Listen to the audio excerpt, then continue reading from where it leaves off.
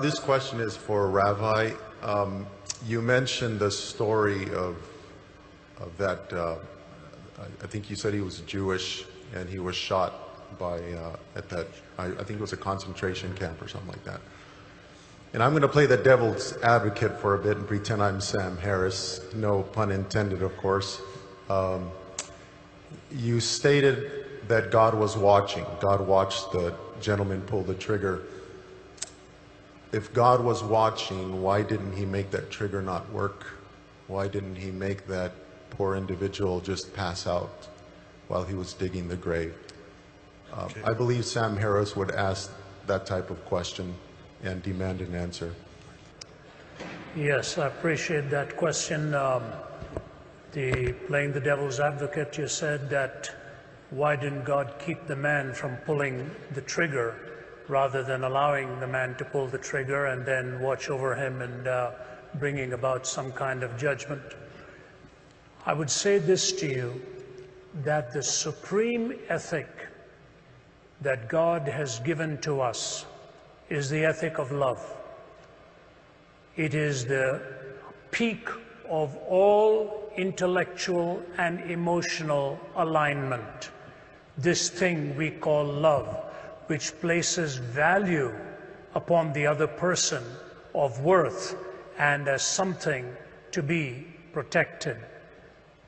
It was interesting, of all people, it was Oscar Wilde who on his deathbed in his 40s, by his lover by his side, Robbie Ross, he turned to Robbie and he said, "Did you love any one of those little boys for their own sake?"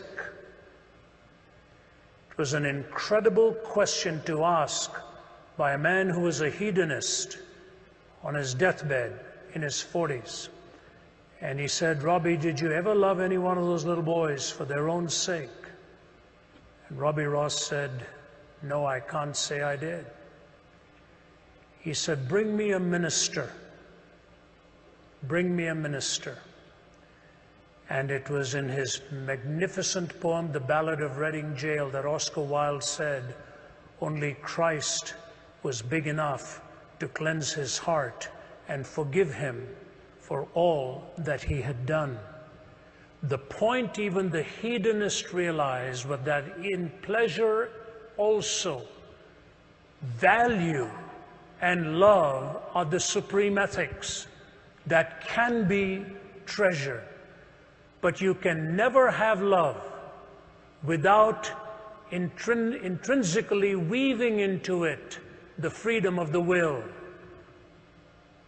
You cannot have love without the freedom of the will. If you are compelled by some machine to a certain decision, you can never love. You can comply, but you will never be choosing to express that sentiment and the reality of love. If love is the supreme ethic, and freedom is indispensable to love, and God's supreme goal for you and for me is that we will love him with all of our hearts and love our neighbors as ourselves, for him to violate our free will would be to violate that which is a necessary component so that love can flourish and love can be expressed. If you're asking for God to always stop the trigger, why not God stop everything else? Next time you hold a cup of boiling water, he makes it frozen water instead. Next time you're about to cross the street and you're going to be hit, he pulls your leg back. What you're asking for is a different entity than humanity.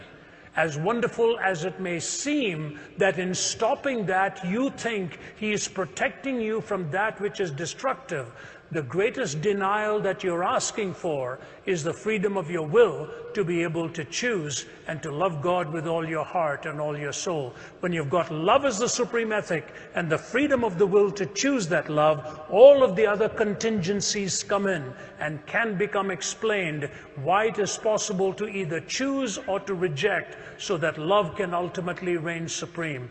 If you want compliance and some kind of a mechanical response, Your question itself will self-destruct. You're asking the question because you're free to ask it, and you're free to ask it because you're free to love. And when you love him, in spite of all of the contraries that you see around us, you're trusting him for having the supreme wisdom and the knowledge to ultimately bring a pattern out of it all. We think, for example, we know so much. The story is told in Mideastern folklore of this man who lost his horse that ran away. And when the horse ran away, the neighbor came to him and said, "You know, bad luck, isn't it? Your horse is gone." He said, "What do I know about these things?" A few days later, the horse came back with 20 other wild horses. And the neighbor came and said, "Amazing, it's not bad luck, it's good luck. You've got 20 more." Man says, "What do I know about these things?" His young son is going and taming one of the new horses. That young horse kicks him and breaks his leg. The neighbor comes and says, "Terrible, isn't it? Your son's leg is broken. Bad luck that these horses came." The fellow says, "What do I know about good luck and bad luck?" A few days go by and a bunch of thugs are coming looking for recruits to join their gang. And they're looking for all the able-bodied young men. And they're about to pick this young man but find out his leg is broken. And they say, "We don't want him. We're going to move on to the next house." So the man comes and says, "Good luck, isn't it? Your son's leg was broken." In one little series of episodes, we don't know what lies ahead. Why don't you wait till you stand before God face to face, and you will find out there were reasons why he didn't stop that trigger, so that you will see the heinousness of evil and see the majesty of love and good, managing to navigate yourself but as the pilgrim's progress to come to the celestial city.